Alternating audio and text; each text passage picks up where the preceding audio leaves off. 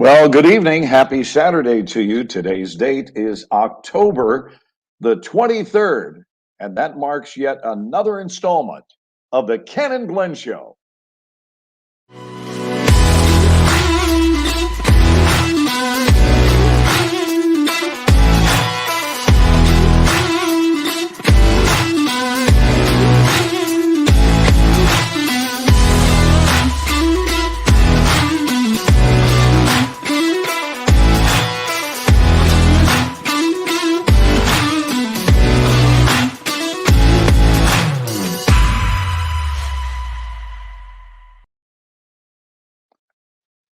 Good evening, brother. How you doing, bro? Baby, I'm in Southern California, so you know I'm doing good. Dude, I am fine as wine and mellow as a cello. dude, I saw some secretly taken video of you on the internet Was I earlier. naked? You were fully clothed by the Damn grace it. of God. Damn it. No, it was Dr. Bill put a little video of you up at Bob's Oh, at event. Bob Nell's event. Yeah, it was awesome, Cool. It's man. thoughtful that he checked in with me first to see if that was cool with me. I'll take Well, he was sarcasm for selling copies 500, of it. please. Do what? I said, I'll take sarcasm for 500, please. I don't Well, I remember mean, Dr. B saying, "Hey, Glenn, bud, is it okay if yeah. he Well, was a warm good he evening. was selling copies of it. I don't know if that matters. Oh, yeah, well, that's not a problem at all. Not. A warm, heartfelt good evening to Victoria and Victoria, Skylar and Ariel and Larry and Joan. Joan, My and sweet friend Rhonda. Rhonda, Andrew, good evening. I Good wore this evening. hat Sandy is here in the house. because of you, Glenn.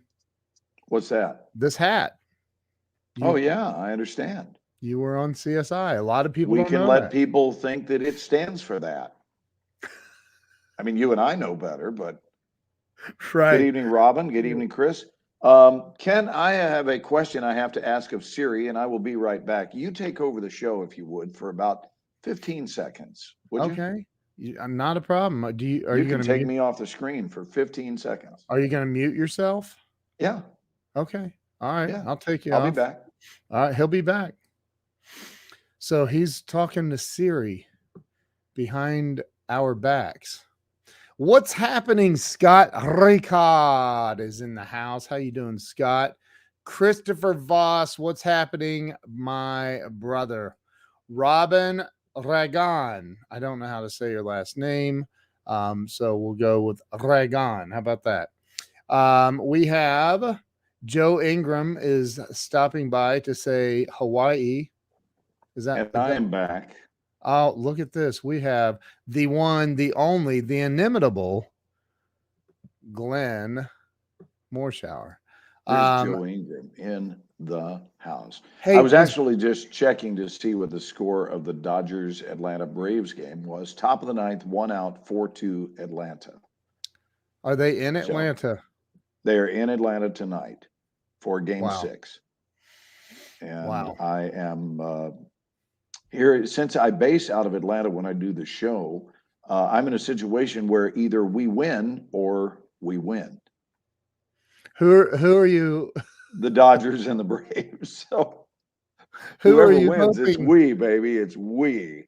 Are you hoping that it's going to be one or the other? I am a diehard Braves fan, right? I mean, excuse me, timeout. I'm a diehard Dodgers fan right up until the Braves win. At which point I become a diehard Braves fan. I am so friggin' fickle.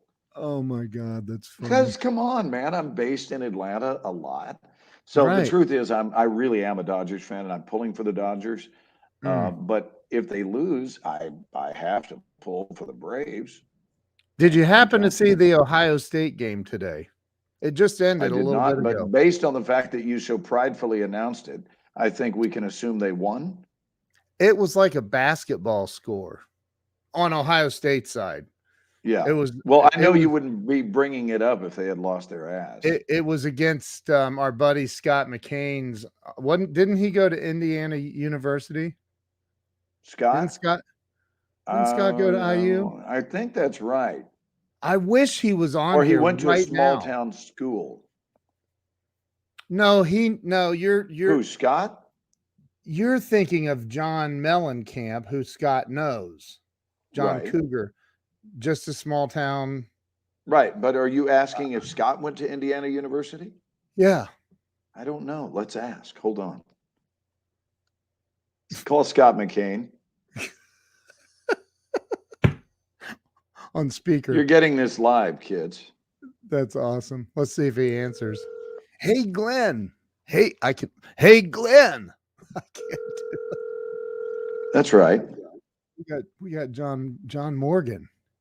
Holy crap. But it is Saturday night in Vegas, so he might be preoccupied. True. It's only 8:44 though. So I know. Come on, Scott. Wake up. I'll leave him a message, but you'll get to hear his voicemail. Hi, this is Scott McCain. Thanks so much for your call. I'm sorry I'm not here to receive it. If you need an immediate response, call my office. It's 1-800-838-6980. 800-838-6980. Shelley is there ready to help you. Or an email helps speed up prompt response if I'm on the road. Just send me an email at scott@scottmccain.com. Look at that. I look forward to getting back with you promptly. Thanks so much for your call. I look forward to talking to you soon. Bless please record your message. When you finish recording, you may hang up or press 1 for more options. Hey, Scott, it's Glenn, bud. We are live with Ken and Glenn, and there's a guy named Scott missing.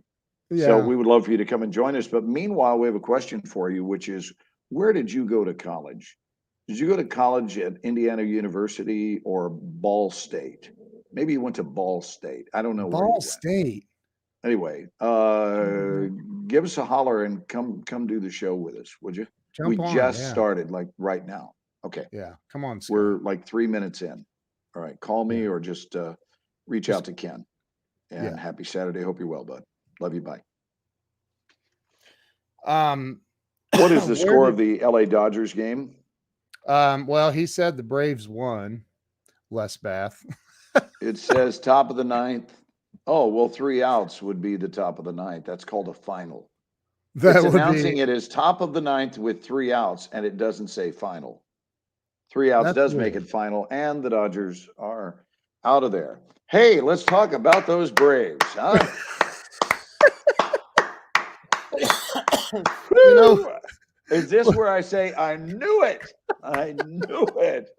The Braves, baby, the Braves chopping it up. Oh my God, that's funny, dude. You know, when I saw Brad Leland's comment. I know, I love it. He said, "BS, you live in Texas." Are there Astros fans in Texas? Well, yeah, but they're mostly spread out in the Houston area. But Brad, listen, anything Texas, Brad Leland is aboard. He's Brad. You know what it is? I want to say this about Brad. I love him. But he's one of those people who is annoyingly proud to be a Texan. He's not just proud, he's annoyingly proud. If something happens in far South Texas, I'm talking about the Rio Grande Valley, and Brad is up in the panhandle of Texas, like 875 miles away from the point of the incident, it is immediately a we because it took place in the state of Texas. Oh my God. And he's smiling right now. I guarantee you, Brad is smiling. He's going, he's right. He's right. He's talking about me, and he's right. It's true. Oh my God. All right, go Astros, funny. baby. That's funny. Well, that'll be a good series, the Astros and the Braves. I think are they playing? So the Dodgers are out? Series. Dodgers are out. That was it. That was game 6. That was it. The Braves won 4-2. 4 games to 2. So the Braves are in the World Series. The Braves are in the World Series. Holy crap. Wow. So I would like to take Brad Leland to a game in Denton while he's in Friday night. Oh.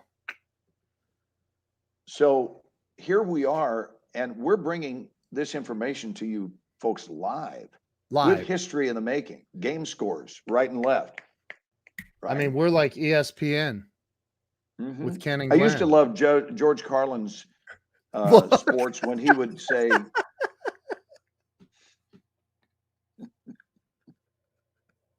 dude, the way that Hey, Scott, how are you, buddy? Oh, I'm dying. This is so amazing. We are Tammy and I are at a bar in Vegas. We started talking to the couple that's here. It is Randy Couture, the MMA fighter. Yes. That's been in all the Expendables movies. Yes. So they came over. They sat down with us. We've met them before, but anyway, we're hanging out. Well, anyway, I am telling him the chickpea joke when you call. Oh, nice. It's like karma. I couldn't freaking believe it. I am in the middle of the chickpea joke, and I looked down at my phone, and you're calling. Did you happen to hear what I was calling about? No, I didn't listen yet. Hold I up to was the saying microphone. we I can't just hear went it. live and want you to go live. Oh gosh, I'm sitting at a restaurant. I did it from hospital. I'll figure it out. Nope, no biggie, but I just want you to know we're live, and if you want to join us, call Ken. And tell We him just went live. We just now went live. and tell him I did it from a hospital. No excuses. We're finishing up here, but if I don't jump on, we'll talk soon. Is Randy still at the table? He just went to the restroom. Did he laugh his butt off? He laughed his ass off. Okay, good. I am stealing that, and I said, brother, that's why I told you share that as much as you want. I showed him your picture of taking me to BMW. He went, oh my God, I know that guy. Oh. That's very cool. So when you come to Vegas, we'll all get together. Yeah, well, I'm in LA. I'll catch up because I'm live with Ken right now, but I got my stay extended here, so I may come up and see you here in like 4 days. Oh, perfect. Awesome. All right, buddy. All right. Come join us if you can. If not, we both love you. Okay. Bye. All right. I Scott's in missed it. Vegas. What did he say to Randy Couture? Oh, you heard that. So he I told heard- him a joke. yeah. He told him a joke that I had told him that made Oh. him laugh very hard. And he decided to relay it and push it on to Randy. And then you he's called. sitting there at the table and he said, as he was telling him the joke, I called him. That is hilarious. Yeah, dude. it's pretty funny. That is funny. So, You know, when I followed baseball, I followed the Braves. Maybe I'll start following Really? baseball now again. why Yeah. why weren't you a Cincinnati Reds fan growing up? It's the same reason I was a Steelers fan growing up in Ohio. I don't like following the herd, man. I'm just not a herd follower. Right. Everybody You remember else, George like- Carlin's partial scores? This partial score just in: Cleveland 21. No. I'm sorry about my cough. I still have this cough, dude. Jeez, dude. It's crazy. I love that he would go Cleveland 21. And you're waiting, and there is no other part to the score. And then he'd say, tonight's forecast, dark, with widely scattered light first thing in the morning. That is George so Carlin funny. was such a friggin' genius. Oh, The my world God. misses him. So, hello Oh. from Southern Cal. I've been here all week. We had a great week on set. This is my second of a 4-week shoot, and now they extended my stay. I was supposed to go home yesterday and come back out here on the 7th of November and stay till the 19th. But while I'm here, they said, is there any way we could extend your stay, because we'd like to bring down one of the people who's on a series in Vancouver, and they had to shift shooting schedules around. And, yeah, I'm a team player. If I had something I Wow. had to get to, I'd say, sorry guys, I don't, but I don't have a conflict. So I said, sure, happy to stay. And so we're filming on Monday. And Wow. anyway, sorry, you're still dealing with your you cough, buddy. That sucks. Oh, it comes and goes. It's We normally talked at about night. you the other night. Dr. Bill and I talked about you. Oh, did you? Mm-hmm. I love Bill. He's such a good dude. He is a good dude. And we had a lovely time at Bob Donnell's event. Look, John Piper, hello. that's a great question right there. But hey, are you the photo you sent me? Are you allowed to? Or no? Not allowed to share that. No. No. Okay. No. All right. No, Yep. I can't even talk about what it is. I It's know. one of Okay. those. Yeah, I knew. I It's thought. some of these things that hello, Kim, some of these things that, the non-disclosures, Yeah. 62-year-old dudes, we don't get it. And it's because we don't care. We're not looking to find out what's the latest and what does that mean and who's in it. But Right. I Right. do honor the privacy. I just Right. wanted you to see what the outfit looked like. I thought it was So, great, man. yeah, it was pretty cool. I'm And I'm glad I someday. dropped a couple of pounds because I'm getting my ass worked out a Are lot. you? Yeah, I mean, Wow. it's very physical, right? So we're doing motion cap, that much I can say. Yeah. Yeah. We're doing motion cap, and when you do mocap, um, you can't be dragging around a lot of extra weight. It's too physical. Yeah. So the fact that they esteem me to be physically fit enough to do what I'm doing is wonderful. And I am, and we're having a good time. It's a good shoot. That's So do awesome, we have dude. any comments to what's everybody doing? Happy almost Halloween. Happy almost Thanksgiving. Can you It's been a believe it, minute. man? Brad, what are you working Gosh. on, dude? I heard I that you were talked I working. talked to him yesterday, dude. I can Oh, tell you you. did. Yeah. I heard from the inside scoop that he was working on a project with a mutual friend we have back from Friday Night Lights days, and that he's filming in Austin. Wow. So I know he got a good little running gig, and I'm happy for him. Yeah. Happy for you, Bradsky.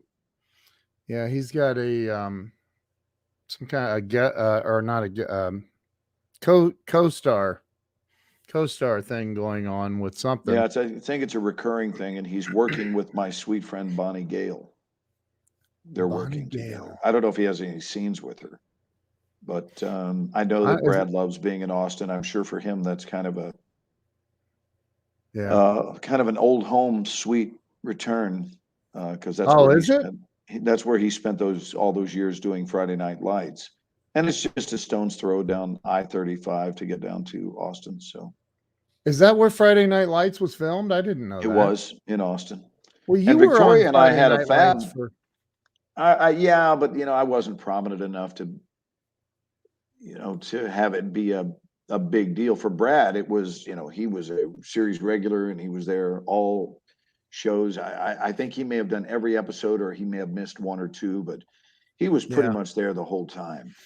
John arrived in Nashville tonight for a conference. Any musicians I should see live this week?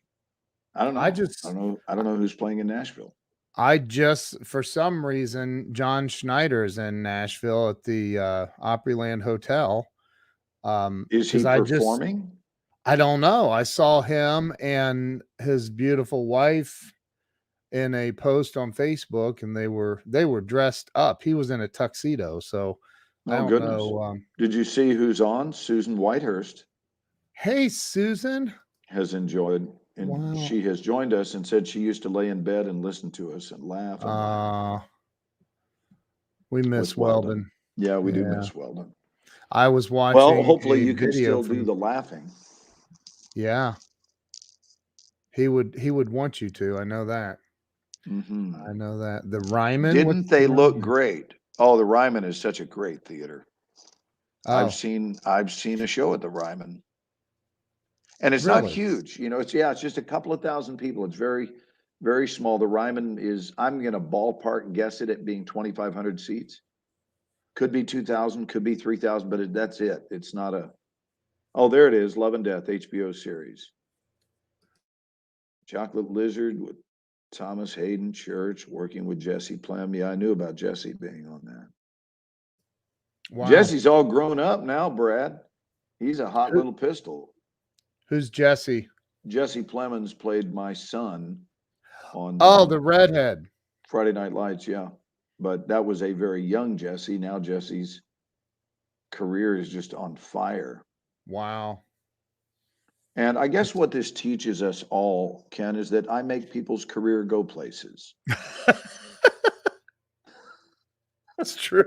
I mean, you too, by the way, when we're done with this all together, expect your life to soar. When we lay the show to rest permanently, your life's going to get really good. It's just the way it is. I gotta tell you something. So I interviewed, oh my gosh, I'm drawing a blank. Chris, Rock. come on, Chris Rock. Yes, no, Chris. Why am I drawing a blank, dude? Hey, I'm gonna tell you. I'm pulling it up. Oh my gosh, why in the world? Brad, did you see what Brad said? What? Never would try to scoreboard you. I'm not really sure what scoreboarding an individual means, but I know Brad's in a good mood because he doesn't call me Glenn unless he's happy. So Bradley's happy tonight. He's Chris happy Weidman. about something. Chris Weidman. Gosh. So Chris Weidman is a Hall of Fame motivational speaker. He is the founder of the American Freedom Tour, where he's got Donald Trump Jr. and all kinds of just gigantic names speaking at his events, and he's incredible. And so I said to him, and I want to hear your take on this, man. I said, what do you think holds most people back? You know, I always ask that question. And he said there's this guy roaming the earth named Glenn Morshower, and he is solely responsible for I'm kidding. No, he said their thermostat. And I loved the way he put their this. internal thermostat. Yes. He said, if you have a thermostat hanging on the wall and it's set at 70 degrees, we're a household of 70 degrees, and you open up the front door and it's 80 degrees out, well, that thermostat's going to kick in after that door's open for a while because we're a household of 70 degrees. He said the same thing happens when, look, Brad, need to stop texting you knuckleheads. Yeah, you need to stop that. John says what was Brad Leland's final text of his life?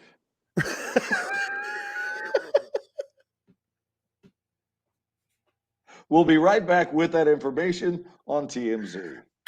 Oh my gosh. Brad, stop texting. Oh my gosh. Somebody else is driving. Look at that, John Morgan. Yeah, who with it? He said all yours the stars truly in the house tonight. What show is he on? Who, John? Yeah, he said yours truly is on that show. What one? Him, he's talking about. Yeah, on what show? I don't know. John, what show are you talking about? Friday Night Lights? Was he on Friday Night Lights? Oh, no, the Chris Wagner Freedom Tour. It's Weidman, Widener. You're on Chris Weidner's tour? I didn't know that, dude. Look, he's trying to correct changed it to Weisner. He's not going to get it wrong once. He's going to get it wrong twice. Way to go, John. John is an overachiever. He told me years ago, son, if I'm going to blow something, I'm going to blow it big. Hey, John. Oh my God, that's funnier than Look, James Barber's in the house. James Barber, just every star comes on. Dude, I think they miss us, Ken. Dude, that's my we feeling. got the freaking Phantom of the Opera. We got George Bush. We got Brad Leland. I mean, we got you. Yeah, I keep good company. I mean, I reckon you do. Wow. Look at this. Calling the Screen Actors Guild on y'all. That's funny. You know what's additionally funny? A guy named Heston is going to call the Screen Actors Guild. It just keeps getting funnier and funnier. Hold on. He was the president of our union at one point in time, Ken. Oh, not Andrew's granddad, Charlton. Charlton. Yes. Charlton or yes, Charlton Heston. Hey, we need to get one of these stars to jump on here with us. Which one? We have so many big stars. It's Big Star Night. Well, we know whatever big star would like to come hang with us, please feel free. Shoot me a message. Oh, look at this. I'm in the SAG what? Yes. Dude, I don't even know what that means, but it sounds I've been really part important. of the SAG nominating committee. What's it mean? It's weird. It is a committee that recognizes older people when they begin to SAG. And we nominate the people when we see stuff starting to hang. Oh my When we God. see it hanging down, they get the nomination. Wow. Wow. Congrats That on being a part of that. That's cool. that's James, way really to go, awesome. man. Okay. So hey, James or Wait. Let's back up to Brad Leland. Doing a play here with Sandy Duncan in February? What? First who's of all, Sandy where? Duncan? Are we talking about Dallas? Where are we No, doing a play in February? And Austin. I am there. Austin. Because I want to see you, Brad Leland, on a wire with wings. Dude. I want to see you coming in like Sandy Duncan would. And I want to see Brad Leland doing this. Oh my God. So beautiful. Oh, that's funny. James is running. Don't run, dude. Don't run. Oh, he can't get on. There's no Brad pressure. Leland, what are you doing with Sandy Duncan? Look, John Piper's like, stop asking him questions. He's tearing up the Yeah, streets. that's true. I forgot. Texas. My bad. Oh my God. Good Lord, have mercy. So Glenn, Well, you're in LA, but what are you in your home in LA? I'm in my empty home in LA. There's nothing here. That's why you hear my voice echoing off the hardwood floors. I don't hear an echo, but do you have a bed? I do have a bed. I left a bed and a clock. And I do have the internet still because I teach when I'm here. Yeah. And I don't even have television because there's no point in having a TV that I don't use, right? Because I'm not here very often. I'm only here a couple of times a year. Isn't But that it in your is empty. And contract though? we have That's some sad. things. We do have a kitchen that still has everything in it, like meaning that I still have the washer dryer in here. I still have, I have the things I need to live, but all of our stuff has been relocated to Texas, and Yeah. we've chosen to keep it because we're just kind of keeping a watchful eye on developments. It's weird, Ken, because in the film and TV industry, when you're connected richly, and thankfully I am, you're never more than a phone call away from something changing quickly in terms of the trajectory of something. So right now we're situated in Dallas, but I work in Atlanta, and in a heartbeat, I could get a phone call on Monday morning that says we've got a new slot for you in a series that shoots in Atlanta, and I mean shoots in LA, and we would turn around and come out here and be here full time again. And within a couple of years, if the show lasted, we would get resituated here. So Wow. it's a bit of a gypsy lifestyle, and it's not for people who need everything to stay the same. You have to be okay with sudden changes. So I love the way, Grant Cardone puts it, dude. He says, people say, I'm stuck. I'm in, he's like, you're not a tree, move. Like, right. I heard know, that expression, you're not a tree, from Alan Skidmore, my buddy in West Virginia. He's Oh, the really? first person I ever heard, you're not a tree. Yeah, move. Like, I can't. Welcome to Ted and Jeffrey in the house. Good evening, Jeffrey. Middletown. Who's from Middletown? That's where he's doing the play. Oh, Middletown. Where is Middletown? Somewhere in the middle. I can guarantee that. But is it in Texas? Yes. Middletown. Yeah. There's a great question for you, Glenn.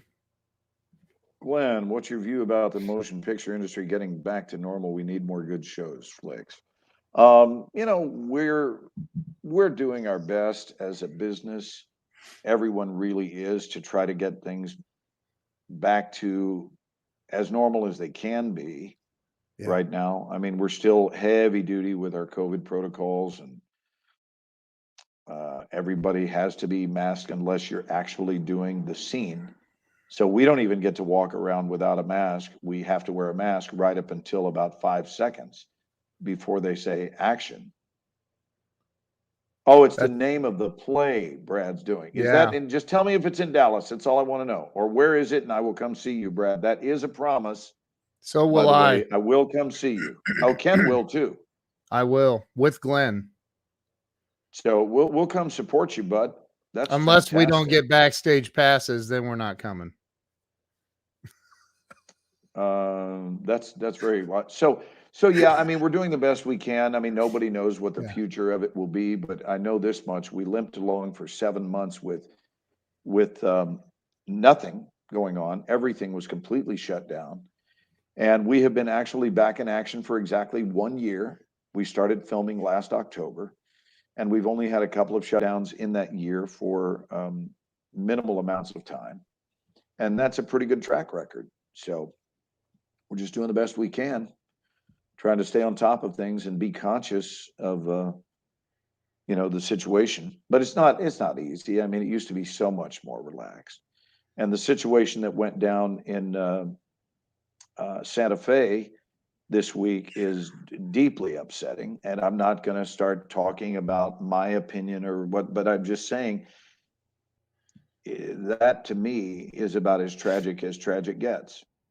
And I know Alec. I've worked with Alec. I've done 2 movies with Alec. I did a film called The Last Shot with him, which was a very funny movie. If you ever want to see a funny movie, see The Last Shot. In fact, please see it, because only 3 people nationwide saw that movie. And it would be helpful to get those numbers up into double digits. Now, it was not a heavily Maybe we watched can film. increase your residual check next I'm month. kidding, but it last- was not heavily watched, and it was a very good, it's the funniest damn script I've ever read, called The Really? Last Shot, with, I think it was 2004, and it was Matthew Broderick, and listen to this cast: Matthew Broderick, Jeez. Alec Baldwin, Tony Shalhoub, Toni Collette, Ray Liotta, What? and I think I already said Matthew Broderick. Yeah, it was star packed. Oh, and Callista Flockhart had Good one of God, the leads dude. in it, and James Rebhorn, God rest his soul. James Rebhorn is one of those. Can you put up a picture of James Rebhorn? A Yep. photo of somebody won't flag anything, right? No, they won't do that. Okay, It's so videos. James They get Rebhorn. all- Right now, you're going James Rebhorn. I don't know that James name. who? Red? Rebhorn, Rebhorn. I promise you, everybody in here will go, oh, that guy. Yeah, I know who he is now. James Rebhorn was in everything, and he passed away a number of years ago. But James and I played partners that were heads of the FBI, and I played Alec Baldwin's boss. Wow. There he is. So that's Jim or James Rebhorn. And he passed away when? Several years ago. So click the number 1, drop a 1 if you recognize James Rebhorn. Put up a big picture of him there, Ken. Yeah. Put up that one. That's a good one. Yeah. Yeah, if you recognize that character actor. Yep. Yeah, so Jim and I played partners in that movie. Wow. Really, really good dude. Very well-known character actor. Wow. And we were Alec Baldwin's bosses. And then we also did a film together called Pearl Harbor. Alec Baldwin and I did. Corey says So, he remembers my heart him goes from, out. Oh, from Blank Check. Yeah, my heart goes out to all parties concerned. And certainly there will be an investigation. And more will be, as they say in 12 steps, the 12-step program, more will be revealed. Did you know the girl that was? Did you know the girl The that was director of photography? I did not know, but again, how tragic! 42 years old and husband and a child, and did she have 1 or 2 children? I don't know. I don't know. She had at least 1, and just and any chance of working with Perry. I know Perry. Perry is also from the Dallas-Fort Worth area. Wow. And we have spoken on a film set, in fact, that Perry was working on, and I swung by. And we had a lovely chat. She's a sweetheart. I'm also working on developing a sitcom, working hard at it, by the way, Ken. And it is something that would be a first for the Dallas area, which would be a sitcom shot in front of a live audience. And I don't think any cities other than LA and New York experienced that, where a primetime TV show network was shot in front of a live audience in their city. You're working on like producing it? Yeah, we wrote the script. My buddy David Lloyd and I wrote the script in the fall of 2000 for Don Rickles to do. Wow. And it was a really cool. I'm not going to get into the story, but I'll just tell you, I was so excited about doing it and starring in it with Don. I was doing another series at the time with, I'm trying to, what was I doing? I was doing a show called King's Pawn, Pawn, with James Avery. Here's another one. James Avery, put that picture up and you'll know James Avery. But right now you go, James Avery, I don't know that name right offhand. Avery.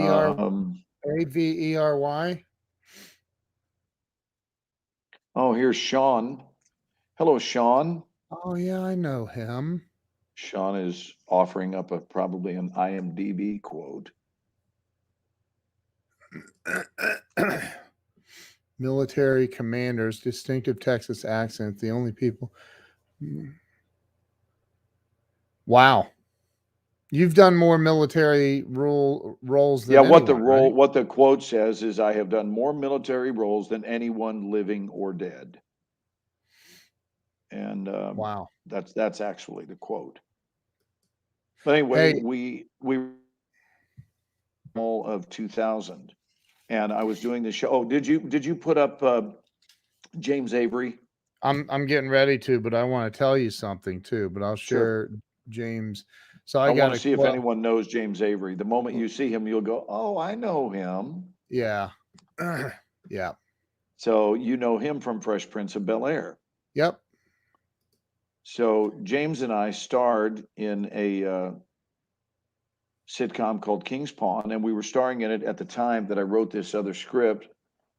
And our director was a guy named Peter Baldwin. And Peter, I gave the script to. I said, just since you direct sitcoms pretty much exclusively, and he was sort of the granddaddy of all directors for sitcom television, I said, I really would value your input. He said, I love it. And you wrote this for Don? And I said, yeah. And he said, have you sent it to his people? And I said, no. This is important. We can talk about this tonight, Ken. I said, no. And he goes, well, you don't need to. Don's one of my dearest friends. I'll hand it to Don physically. Well, come on with it. Wow. Come on with it. So you're going to hand my script.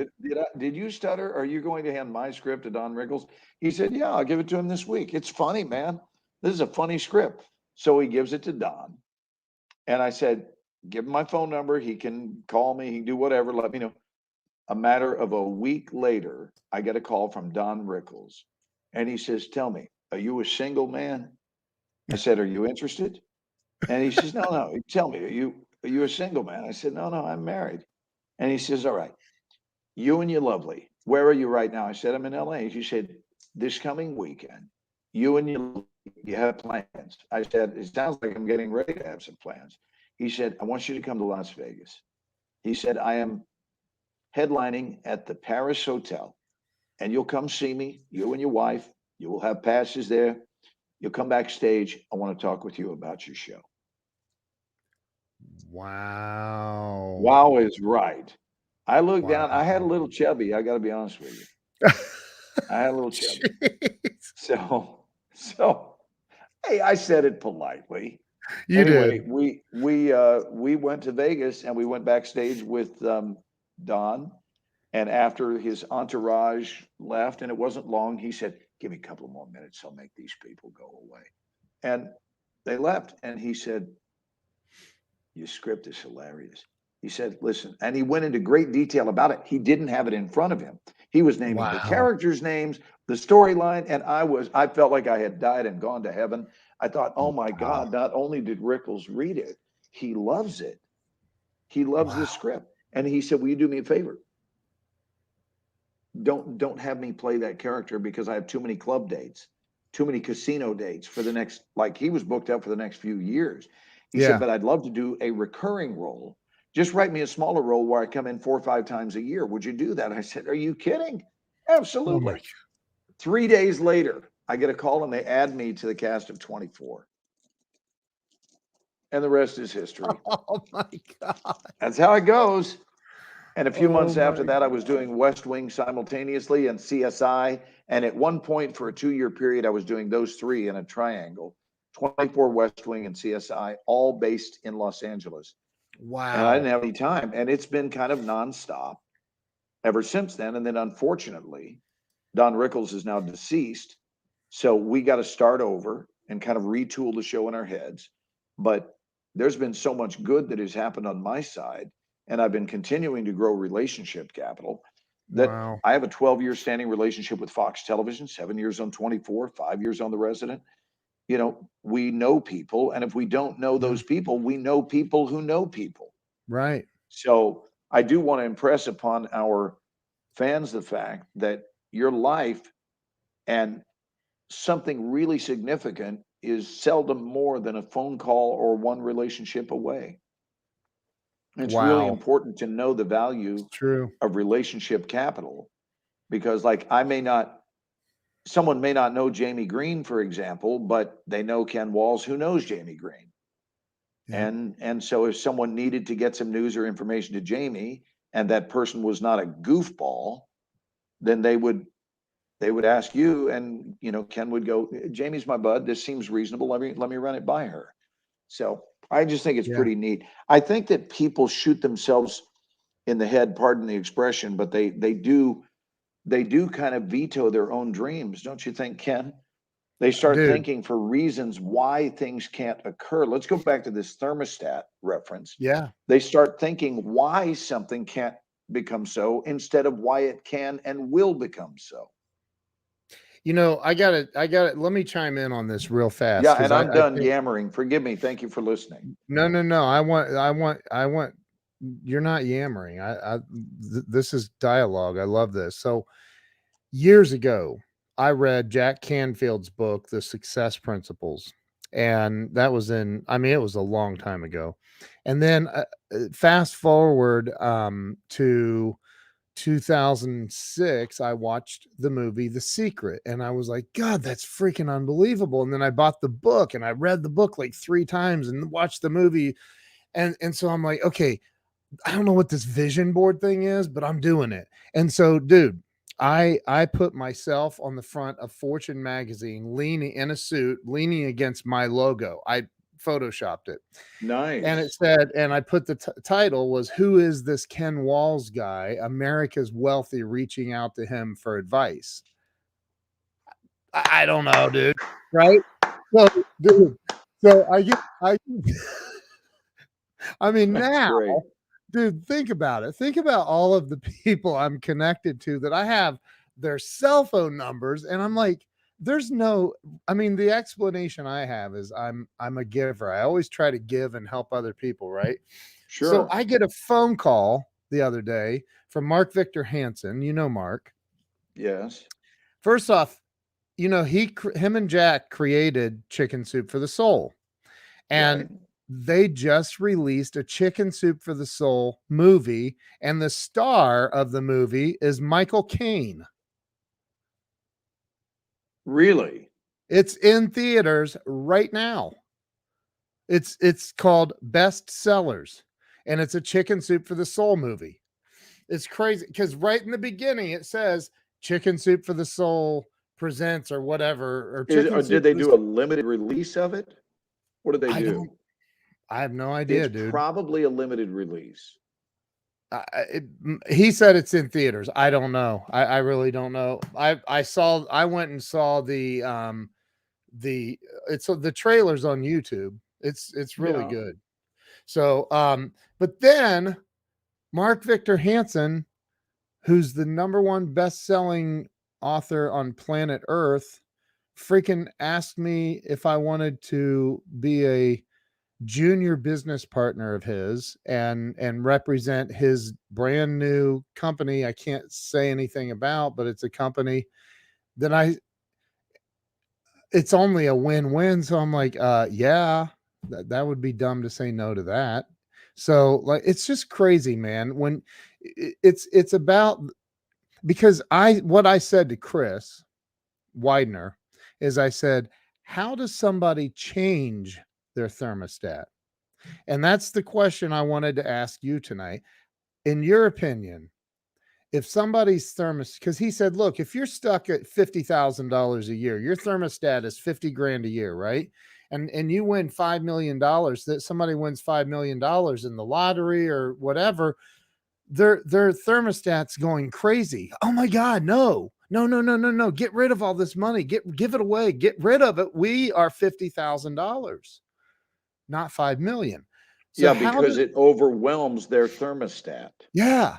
So Yeah. how do you, in your words, in your opinion, how does somebody change that Reset their thermostat thermostat. to Okay. where to 10 million, 20, whatever the So number I is? have an answer, I'm which is giving you full screen. you officially give up.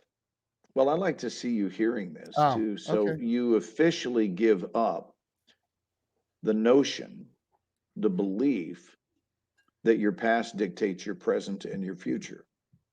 You mentally divorce that. So that's how you do it. And instead, you allow your future to become your new thermostat. Your Hmm. future is what sets your thermostat. Most people's thermostat, and when I say most, I'm not talking about 53%, my brother. No. I'm talking about certainly in the 90 percentile, Yeah. people's thermostat is set based upon their past, their emotional resume, their history of their own performance. Yep. So they have noticed, because we are all under surveillance. I wrote a chapter about it called Under Surveillance. And the primary surveillance, I don't know if you know this, Ken, but we are all under surveillance approximately 22 times a day. I didn't make that up, although I know 71% of all statistics are made up. Yeah. But 22 times, I read this in an article that if you are outdoors on average for the amount of time that you're out, you will be recorded. Some people 50 times a day, some people 4 times a day, some people none, those that stay at home. But if you're outside at all and you leave your house, there are going to be 22 recordings of you on average in today's world, because cameras are everywhere. And so we're all under surveillance. However, 100% of the time, we are under our own surveillance, which means we're always watching and noticing. And we're watching and noticing um, who it is Yeah. we've been. Listen to this, who it is we've been, meaning past tense, and how it is we've shown up, once again, meaning past tense. Yeah. And we have formed, this is a scientific and psychological explanation for it. We have formed opinions based on how we've shown up in the past. And those opinions are the thing that set the thermostat. Yep. And it's not done intentionally, it's done unconsciously. So we have groomed ourselves to holding an opinion about our past performance, and we adjust the thermostat based on that. But what if you give that up? And what if you decide that you're going to set your thermostat based upon the desired future? And that, to me, is how you do it. And that's how you get a reset. And that's the thing that opens the door. And here's the really, really, I don't think it's bad news. I think it's great news to understand what I'm about to say, which is that until you reset your thermostat, you are relegated to living your life at that temperature. Yep. No matter what happens, you're going to find a way to be restored to that temperature. As you said, front door opens, different circumstance blows in, the thermostat will regulate and level things off so that temperature remains constant. So allow your envisioned future, and most people don't spend a lot of time in their own future, right? And I don't think that there is a stronger way to direct your life than to camp out in the vision you hold for your life, spend some time in it. And that takes your imagination, because you're going to fast forward in time to the envisioned outcome. Yep. Then you're going to rewind into today's routine and see if the decisions you're making and the way you're behaving and the people you're running with are congruent. It's a key word here, congruent with the desired outcome. Because it comes out to, are the choices I'm making part of the recipe that produce the outcome I'm cooking up? Yep. And I'm not playing Betty Crocker here. I'm serious. Life follows recipes. Every manifestation is preceded by a recipe that created that outcome. You know? Yep. I mean, this is even true in Santa Fe, New Mexico. There was a recipe, albeit unintentional. There was a recipe that was being utilized that created that outcome. And if that recipe had not been in operation, you would have had a different outcome. And this is not like a really wild realization. That's the way life works. Life follows recipes. So if the recipe you're using is not the recipe that creates the outcome you desire with your life, you are colossally wasting your time peeking into the oven through that glass window. And yes, I'm speaking metaphorically, but to look at your life and waste so much time hoping, wishing, and wanting a different outcome, because you're not going to have a different outcome. You're going to have the outcome based on what you shoved into the oven. Yep.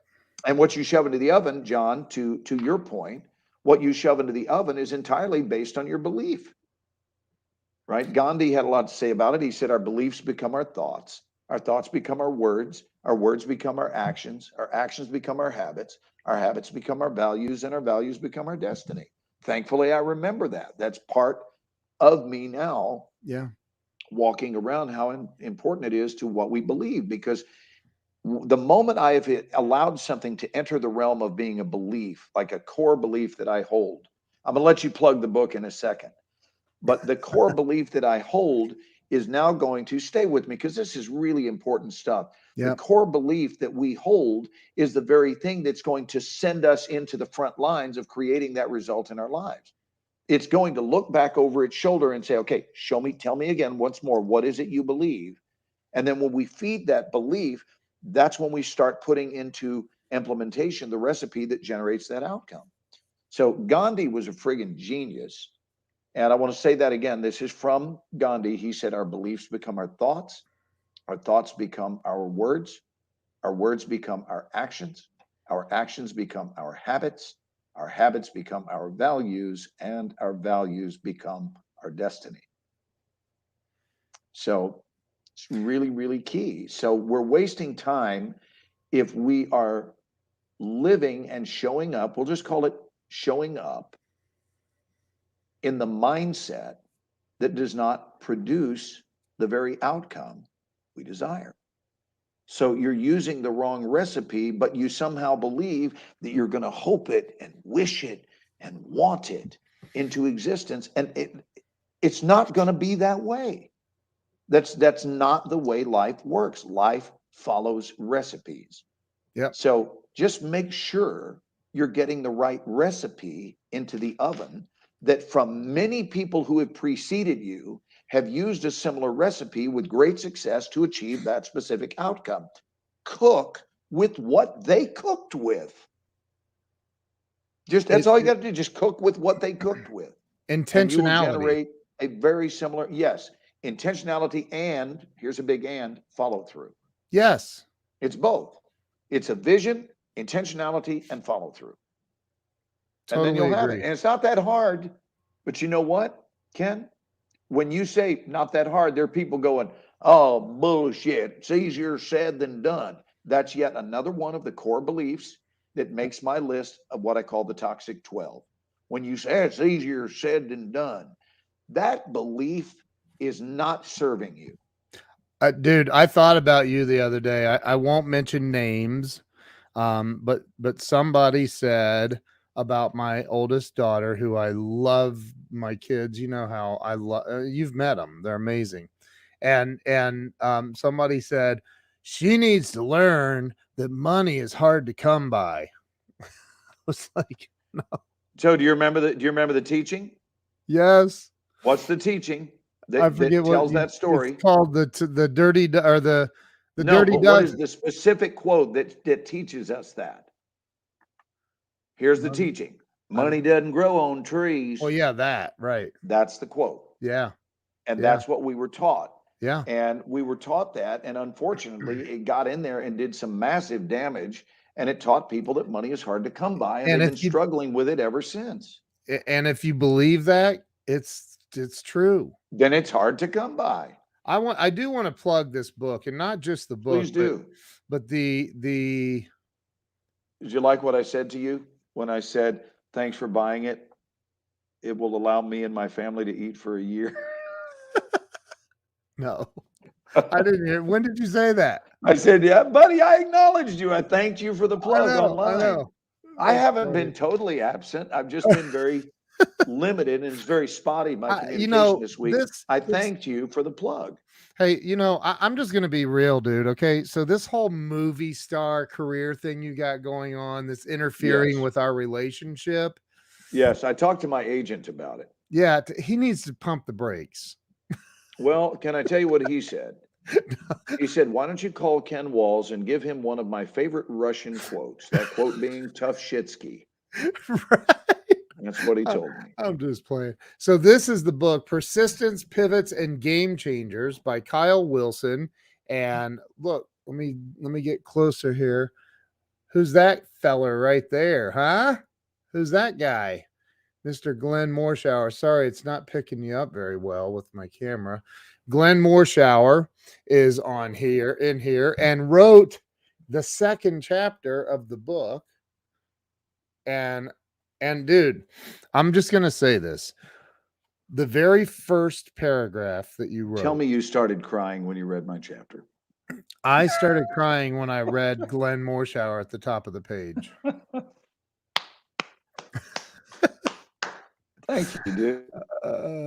Look, watch out, Ken. Self-watering friends are I know. I yeah. get it. Joe knows how I feel about that. I know. So do I, dude. And that's why I have room for Joe in my life, is because Joe doesn't chew my nipples off. But it's whoa. Thanks for that visual. I'm serious. I'm serious. Our job is not to breastfeed the world. I totally agree with you. I had somebody who sent me a Christmas gift 3 Christmases ago. They sent me nipple cream and no card. And I thought it was the funniest gift I've ever been given. It was a dear friend of mine who just thought, all it said was, I thought you could use this. And it was like you would put on a cow to keep their teats healthy. It just felt like maybe I had been breastfeeding too many people, so they sent me nipple cream for the holidays. Right. I mean, that's funny. That is hilarious. That is a funny friend. What you wrote in this book, just the what do you call this? The not the title of, but the so you wrote the teaser, the what? Deciding to be an actor, and then you start in on the. So here's the thing. Everything that we just talked about is in that one sentence. Everything. It's making the decision. It's making that you've got to decide, and then you have to take action. Decide, take action. And there's going to be setbacks. People are going to come along and adjust your thermostat for you, or try to. And there's going to be setbacks, but you just keep going. How about this, Ken? I'm making this up in the moment, but how about this? If your life is really working, defend your thermostat. If your life is not really working, get out of the way. Do not defend your thermostat. Your thermostat is costing you.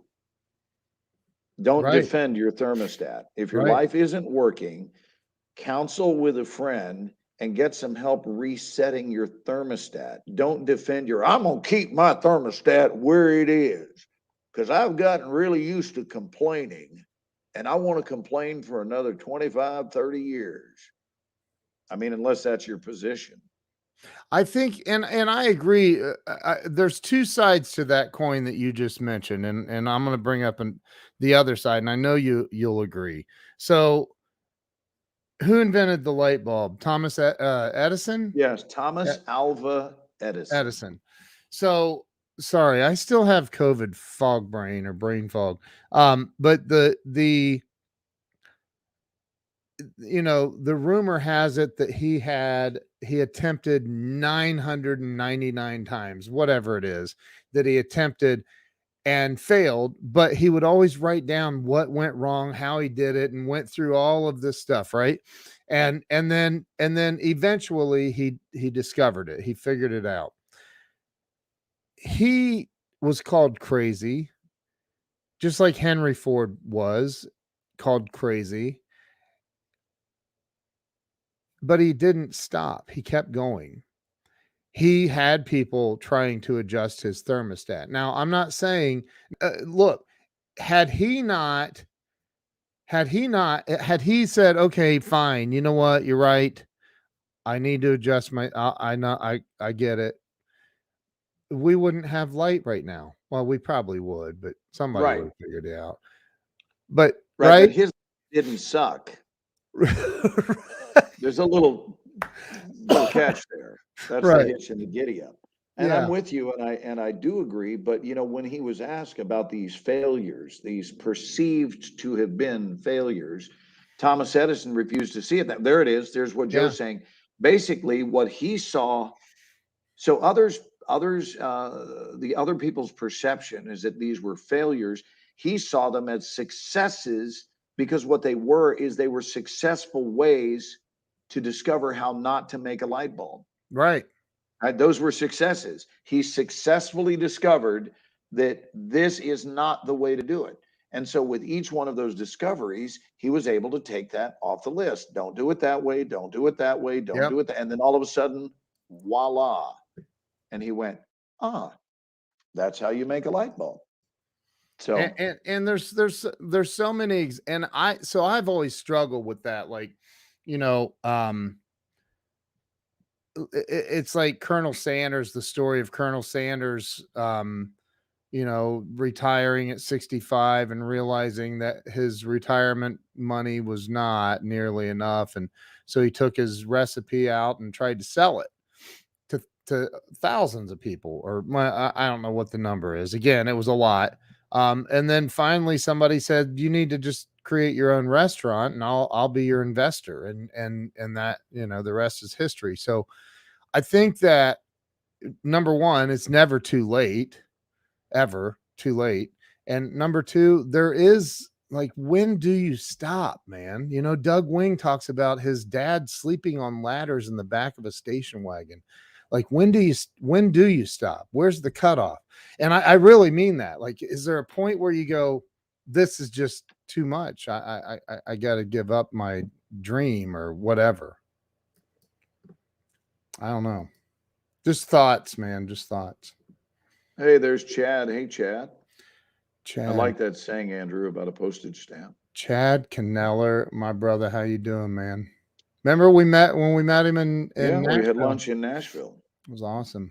Brunch, technically. It was brunch. And that was almost exactly a year ago, Ken.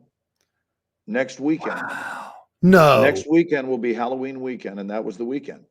Because you remember Halloween was on a Saturday, and this year it's on a Sunday. So it's 1 week from now, it'll be a year ago. Dude, that's crazy. I know it's crazy. That was a year ago? Oh my gosh. Yeah. That is unreal. So I call it the nope, nope, nope, bam. Nope, nope, nope, bam. So can I tell you what nope, nope, nope, bam is? Yeah. Right? It's just when you try something and it's nope.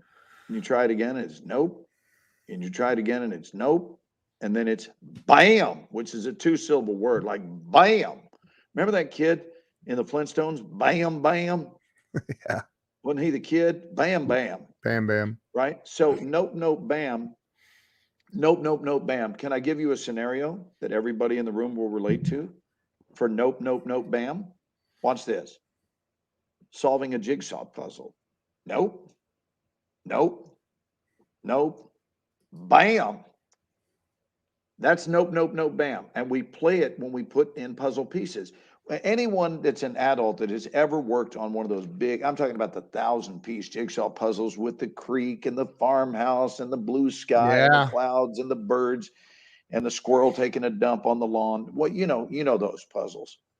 I think he was picking up a nut, but when you're doing that, Don't we all know what it's like to try the piece that isn't it? Come on. I mean, come on with it. We've all done. It's not like every time you grab the piece, it's the right piece. No, you're In fact, right. more often than not, when you grab a piece, it's the wrong piece, but it's the wrong piece en route to being the right piece. Nope, nope, nope, bam. And here's what's interesting. The further you get in your puzzling, the fewer pieces you have to try out before you get to bam. It's a great teaching. So when you're first starting out, it's like, nope, nope, nope, nope, nope, nope, nope, nope, nope, nope, nope, nope, bam. But later in the puzzle, you've only got 20 pieces left. And then it's nope, nope, bam.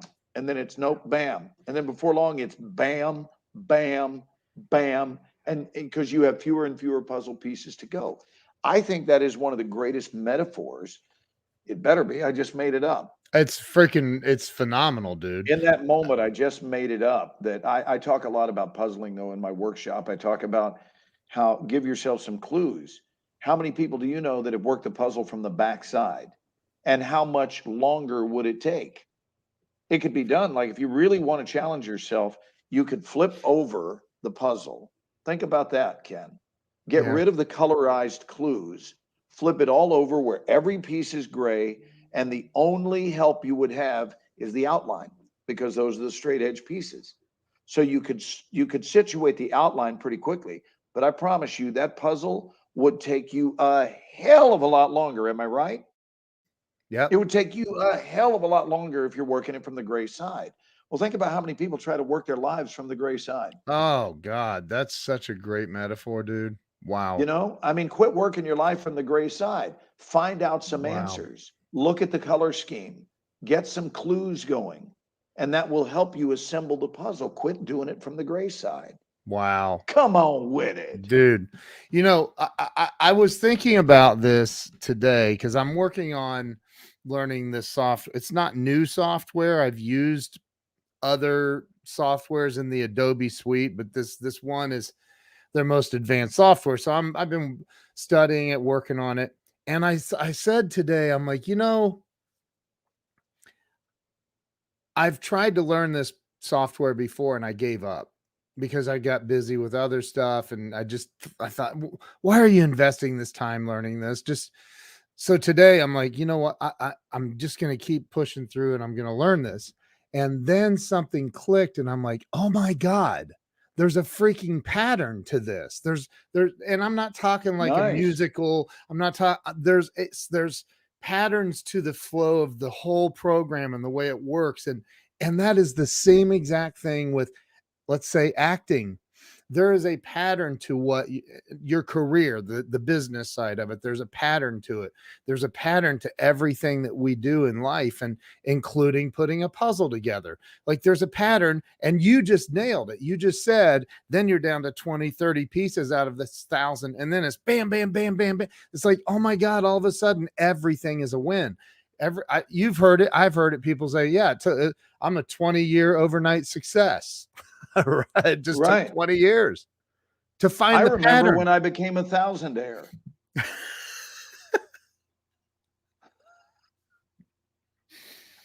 I remember it's that. patterns, man. I'm telling you, wasn't it Nikolai Tesla that said everything in life is just follow the pattern.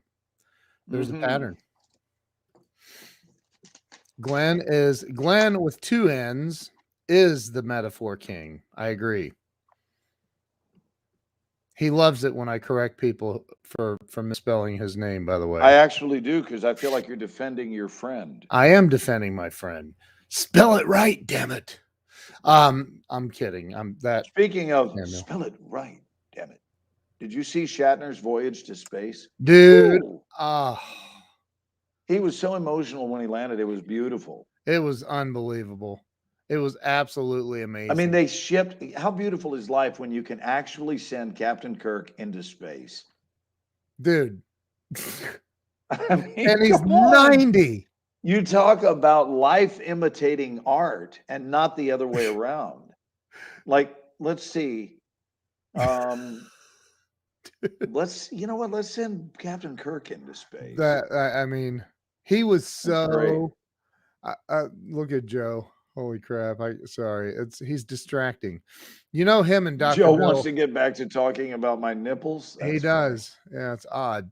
Odd request from Joe Ingram tonight. So you know what?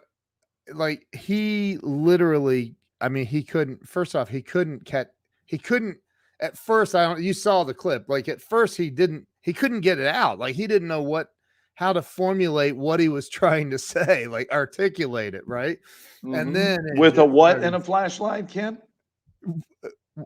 Both hands and a flashlight. He couldn't Yes, find with it. both hands and a flashlight. He couldn't find That's his a Ken adequate. Walls quote that I love. Dude, he was but it was really cool. Yeah, it was cool to watch.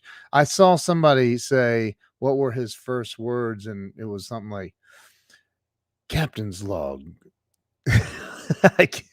I can't. You could do it. Captain's log 2021. Whatever. It would have been great if he would have said something like that. I'm pretty sure that was the quote after he had his first post-space bowel movement.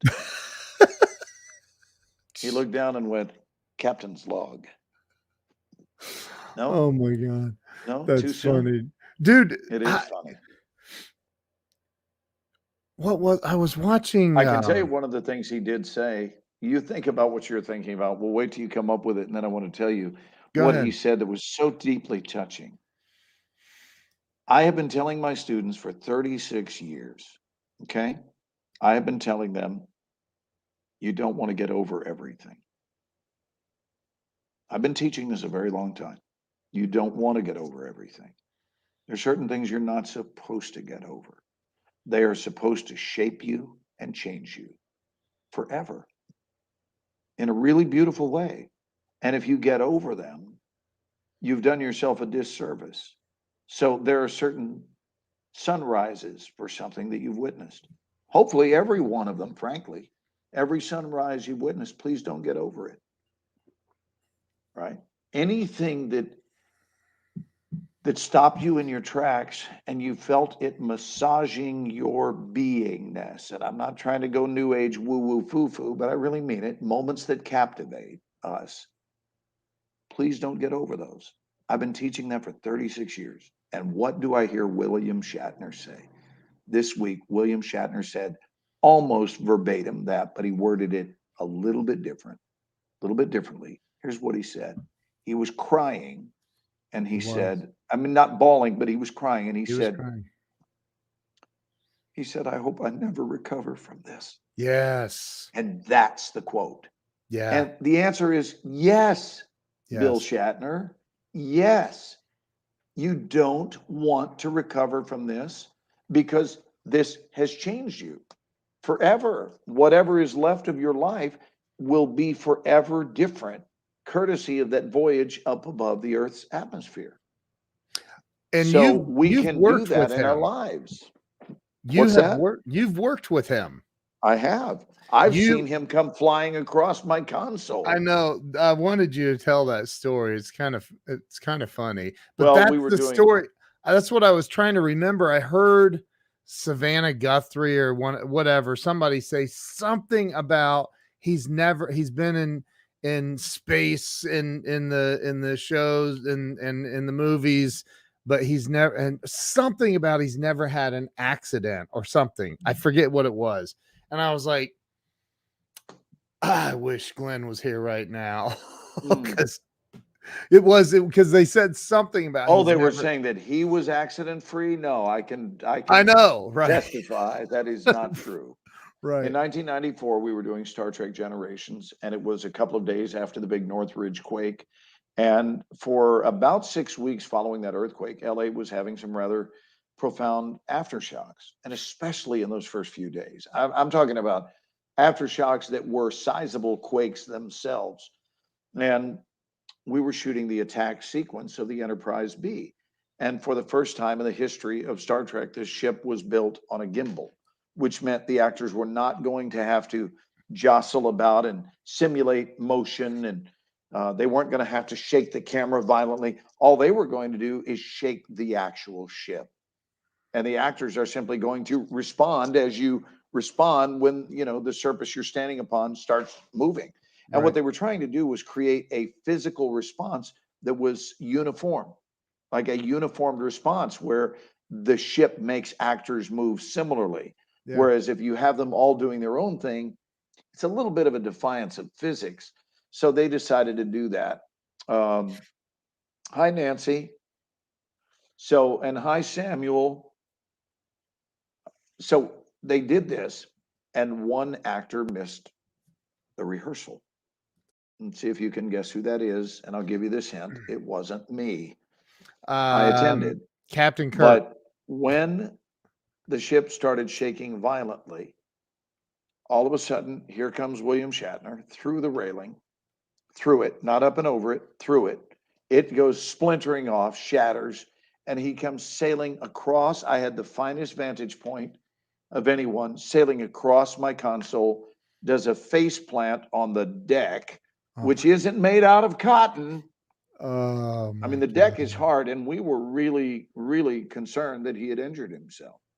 And he wasn't, but he was bright red. He was as red as the outfit he wore, and he had such a good sense of humor. We all laughed once we knew he was okay. I mean, it was a very, very quiet moment where you could have heard a mouse peeing on cotton. But once he stood up, he looked and he said, "For 27 years, the ship has never moved, but I miss one frigging rehearsal." It was great. Oh my it was great. God. So that's my William Shatner story. That is so fun. And I've spent a lot of Comic-Cons seeing him and shaking hands and saying hello, and we're repped by the same agent, which is kind of cool. So I'm very happy for him. I think it's great. 90 years old, dude. 90. We know this, Ken. Jeez. We know that the vast majority of the living world, at least now, or those of us who are older, it's not like everybody's going to get to do what he did. However, and this is a big however, hey, Greg. Greg, what's up? We do all have our imaginations. Yeah. And we can use those imaginations to take our butts to outer space. I'm not joking. I really mean this. Spend some time going to outer space in your mind and look back at the earth from that vantage point. I've done this for years. And from that vantage point, how do you feel? How do you feel about how well you're handling the assignment of being alive? Or do you even see it as that?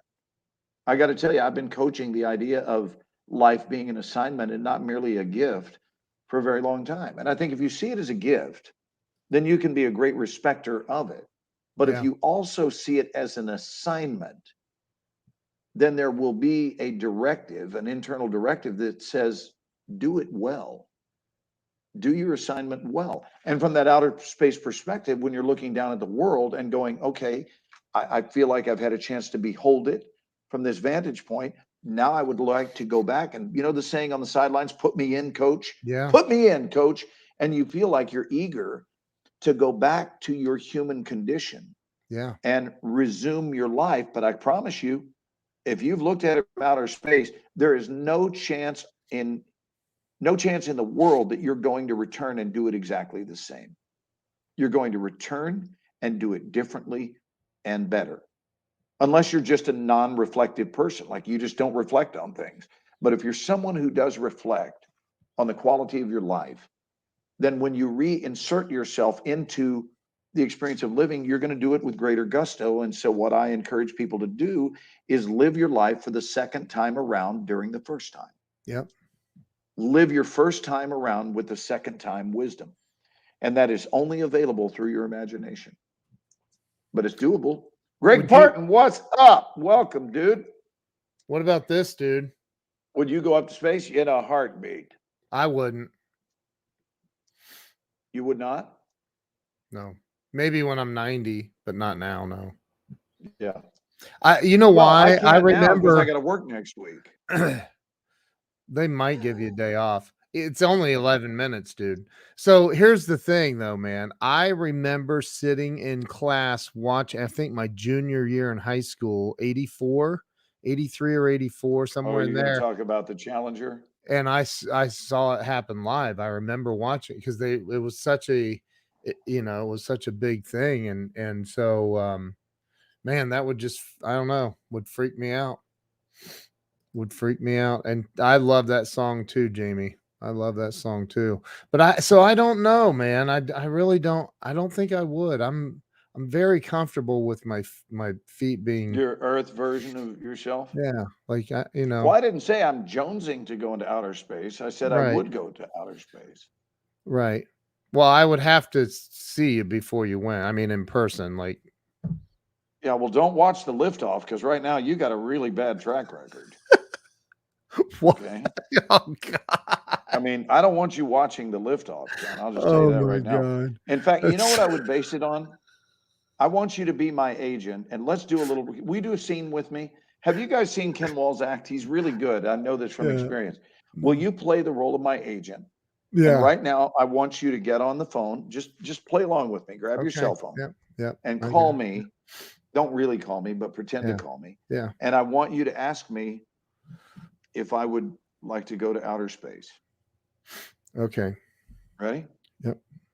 Ring, ring. Hey, Ken, what's up? Hey, Glenn, how you doing, man? I'm doing well, man. Been busy. It's been a great week in LA. What's going on? What's on your mind? Well, there's something came up, and I was just I was wondering. I have an opportunity for you. It's going to be this coming Wednesday. I don't know if you can work it into your schedule or not, but Talk to me. Give me details. I finished shooting on Monday, so talk to me. Well, the how would you like to go to outer space? What's it pay? And Actually, you have to pay. What's it? That's what everything is based on. I remember telling him absolutely no more military roles. I am done. He calls me a week later and he goes, you know that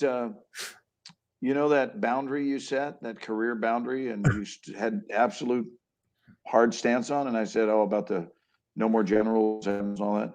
He said, yeah, I got an offer. I said, what's it pay? Dude, that's so funny, man. Oh my God. Did you take it? Hello? Oh. Did you say, did I take it? Is an elephant overweight? You kidding me? Oh my God, dude. Oh my God. Oh, That's goodness. terrible. Greg Parton, are you working tonight on a Saturday night? He said So he he is. said he was on break or something. Yeah. Greg, where are you working? He's in LA. He's in the I LA know. area. He's a out in the working actor, isn't he? Rancho Cucamonga area, sort of ish. Well, yeah, we do have to do a military movie. I want to see you while I'm in town, Greggy. he knows I'm where here you for live, a few more right? days. That's a And great question right there, dude. have you passed on roles that you wish you had not? No, I have not. And I have passed on roles. I am kidding myself. I was kidding with you guys about being that kind of a financial whore. It's just an old show business joke. I have passed many roles in my career. I have never passed one that I regretted, that I went on to regret, thankfully. But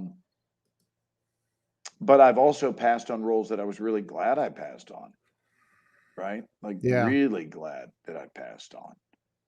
So, yeah, my track record of that has been pretty good. When I smell a turkey, like that's when I pass. If I smell a turkey, because I don't want to be associated with a bad project. I've only been associated with maybe 3 meatballs in my whole career, and when you've done a lot like I have, 3 meatballs is not terrible. You've done like you got to be over 260 titles on your IMDb. Yeah, something like that. So 257 to 3 is not a bad score. Dude, right? that's insane, man. And Greggy, I will not be able to make it out to Ontario, bud. I've got too much going on No, because he's on today. lunch. He's on lunch at the Ontario airport. Oh, I thought he was saying let's have lunch at the Ontario airport. No. See, Wait, look, so- he said yes on lunch on Ontario. It sounds like he's answering an Oh. invitation. Yes on lunch at Ontario airport. That's true. Oh, so your work Maybe is at the Ontario airport. Wow. Maybe that's what he meant. It seems like an odd place to have lunch, but unless you work there. And 10:02 p.m. is a weird time to have lunch, but not if you're working on all night shift. Right. So So yeah, dude, you're killing it. Oh, so I got to tell you, bud, I need to jump off for this reason. I have words galore, pages and pages of dialogue that I set aside tonight and all day tomorrow. So doesn't have to all be memorized tonight, but I would like to, before I close my eyes, have about half of it memorized. Yeah. And then commit all day tomorrow for the remainder and then be up first thing Monday morning to film. I have a policy with regard to words, and my awareness of them is I want to make sure that I walk in and I am a hot knife through butter, like effortlessly, because there is nothing worse than getting in front of a camera and you're not ready to be there. Right. I've seen it happen. I have not had it happen to me, but I've seen it. And but can you understand what I meant when I said this whole acting thing you've got going? It's kind of getting in the way of our friendship here. Like it is. It certainly has been this week.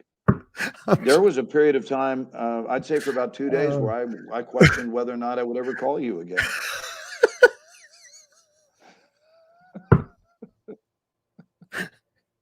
Oh my God, I missed you, bro.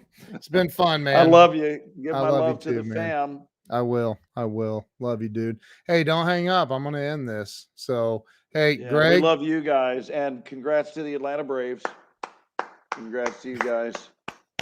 Glenn's been rooting for him all year. They finally pulled it off. All year, beginning about an hour ago.